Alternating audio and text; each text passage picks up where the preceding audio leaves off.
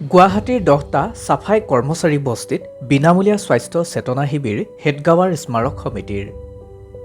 Doctor হেডগাৱাৰ স্মাৰক সমিতি গুৱাহাটীৰ দ্বাৰা বিনামূলীয়া স্বাস্থ্য চেতনা শিবিৰ দেওবাৰে অনুষ্ঠিত কৰা হয়। গুৱাহাটী মহানগৰত থকা চাফাই কৰ্মচাৰীসকলৰ বস্তিত এই শিবিৰৰ আয়োজন কৰা হয়। মালিগাঁও, গোশালা, লোক কলনী, ফটাহিল, আমবাৰী, উজান বজাৰ, মৰাখালী, বামুণী মৈদাম, ৰূপনগৰ, দিছপুৰকে ধৰি মুঠ 10টা স্বাস্থ্য চেতনা শিবিৰ আয়োজন কৰে। প্ৰথম চৰণত অনুষ্ঠিত এই শিবিৰত গুৱাহাটীৰ চাফাই কৰ্মচাৰীসকলৰ পৰিয়ালৰ বাবে অনুষ্ঠিত কৰা হয়। বস্তি অঞ্চলৰ ব্যক্তিসকলৰ স্বাস্থ্যৰ ওপৰত লক্ষ্য ৰাখি প্ৰাৰম্ভিক স্তৰত এই চিকিৎসা শিবিৰ অনুষ্ঠিত কৰা হৈছে।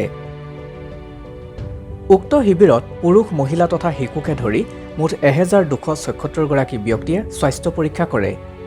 এই শিবিৰত গুৱাহাটীৰ আগশাৰীৰ চিকিৎসালয়ৰ পৰা মুঠ 70 গৰাকীকৈ চিকিৎসকে চিকিৎসা সেৱা আগবঢ়ায়। লগতে বস্তি অঞ্চলত আগৰে পৰা সেৱা আগবঢ়াই আহিছে ডক্টৰ হেডগাৱাৰ স্মাৰক সমিতিৰ কাৰ্যকৰ্তাসকলে। দেওবাৰে দিনৰ 11 বজাৰ পৰা বিয়লি 4 বজালৈ এই শিবিৰ স্থানীয় ৰাইজৰ সহযোগত শিবিৰৰ সফল পৰিসমাপ্তি ঘটে। ইতিপূৰ্বে সমিতিৰ দ্বাৰা এনেধৰণৰ সৃজনীমূলক কাম বস্তি অঞ্চলসমূহত চলি আহিছে আৰু এনে কামক ৰাইজে এতিয়া শলাগ লৈছে। News desk report, Pragjyotish live.